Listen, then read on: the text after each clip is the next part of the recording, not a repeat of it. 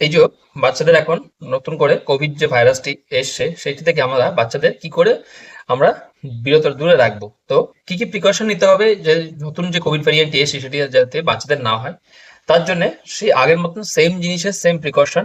এক হচ্ছে proper hand washing করতে হবে, 2 নম্বর হচ্ছে সোশ্যাল গ্যাদারিং থেকে বাচ্চাদের দূরে রাখতে হবে, বা বড়রাও দূরে থাকবেন কারণ বড়রাই বেশি এই রোগগুলোকে নিয়ে বাচ্চাদের ছড়ায়।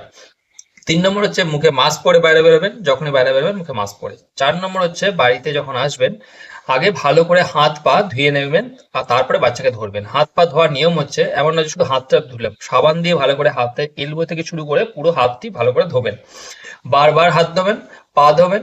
এমনকি দরকার হলে আপনারা স্নান করে তারপরে বাড়িতে ভেতরে ঢুকবেন বাইরে থেকে এলে। তো এই সমস্ত করলে আপনারা বাচ্চাদের কোভিড ভাইরাস থেকে দূরে রাখতে পারবেন, নতুন যে ভাইরাসটি এসছে। তো আপনারা মুখে মাস্ক পরুন, আর বেশি করে হাইড্রেশন মেনটেন করার জন্য জল খান, আর সোশ্যাল গ্যাদারিং থেকে আপনারা দূরে দূরে থাকুন, তাহলেই আপনাদের কোভিড ভাইরাসের নতুন ভ্যারিয়েন্টটি হবে না। Thank you.